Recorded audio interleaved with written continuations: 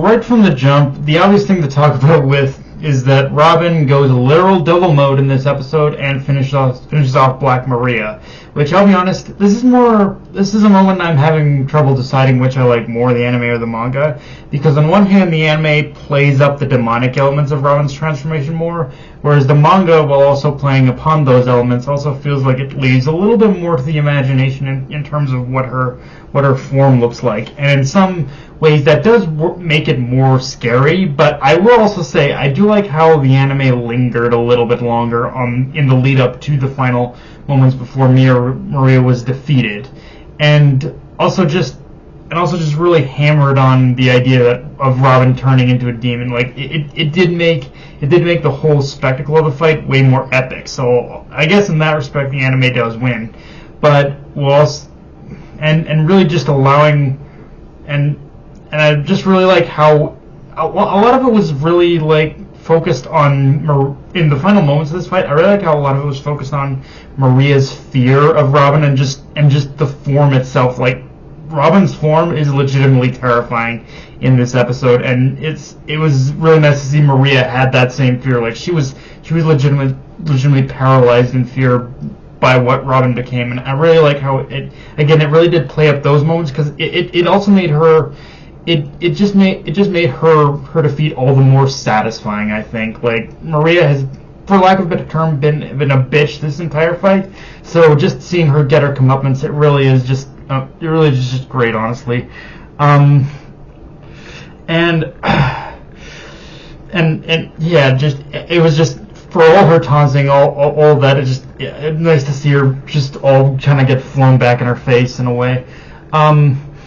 But even more than that, I like how but even more important than all of that, one aspect that I like of this episode that I really liked, which is how this transformation sort of represents Robin's biggest turning point, as despite everything she's been through, despite being saved by the Straw Hats from herself and her past in Water 7 and Enies Lobby, it's nice it was interesting and kind of nice to see that they're always, that even now, even up to this point, there has still always been that side of her that has been fighting with her, with the side of her that's been labeled the devil child of Ohana. Like for as far as she's come, she's also been fighting with that side of herself and just trying to distance, in some ways I think trying to just distance herself from being seen as the devil child. But here, in this moment, in this fight, she's fully embraced that side of herself, both figuratively and literally, from seeing how it can be something positive, that her self-worth is more than just her ability to read poneglyphs. She's not just a human tool, despite what Black Maria said. Like the Straw Hats are the ones that Saul talked about, who saw her for much more than who saw her as a friend, who genuinely see her as more than just her ability to read poneglyphs. So yeah, I like how all that was kind of handled in this regard.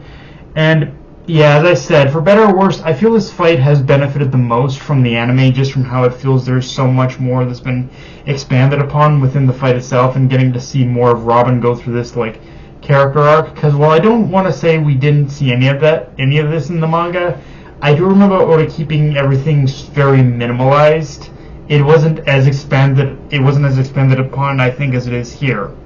Now, I guess with that said, I should mention that because the episode is 95% focused on the fight, there is kind of an aspect where it did feel like it was dragging on a little long, especially factoring in the past couple episodes as well. But I'm not going to say it was boring either, as Toei, to their credit, still managed to make this fight like extremely entertaining. Like my fight was kept, like my full attention was still kept on this fight the entire time. It's just I could also recognize that the pacing did get slowed down just by focusing on it so much, which I guess is worth noting as well, though, that the episode gives us something I didn't think we got in the manga, which is an actual flashback to Robin's time training on Baltigo with revolutionaries, including Sabo and Koala. And it's one of those things I would have liked to see more of her actually training with them, but I'm also happy with what we got, even as as we got a lot of expanded lore on her time with them, and I especially like how her time training with Sabo and Huala, it played into her inspiration of her devil transformation, and how she went about like training in order to use her powers to in order to make that transformation possible. Also to their credit, I just really like how stylized this fight was as well. Like just the way, just the colors, the lighting, all of it was used was just very effective, honestly. With that being said, the episode obviously ends with Momonosuke making pleading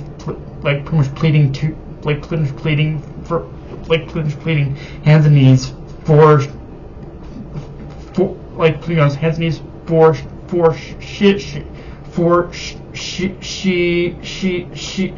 Shinobu to turn him into an adult. He's pleading to Shinobu, please use your powers to make me stronger, which make me into an adult so I can transform into a big dragon to take Luffy up to Onigashima again.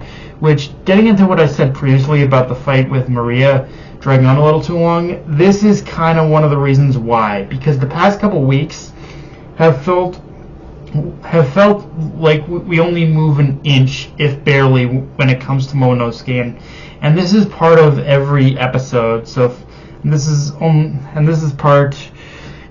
the part of every episode so far where it feels like Toei is dragging their feet the most, which is so odd to me that it's so odd for me to say that, because they've been pretty damn good at progressing through the story with everything else, but when it comes to Momonosuke and Luffy, it feels like we barely take a simple step forward. So yeah, Toei, I'm sure you got a plan on whatever, but you kind of got to do a little more better on this particular angle, and hopefully now that we've reached the crux of that scene, of that moment, of what it means, we can stop taking baby steps and we can actually move forward there, hopefully. But yeah, guys, that's pretty much all I got for this review. If you enjoyed the video, like, comment, subscribe. From on Twitter, Analyst Crunchyroll.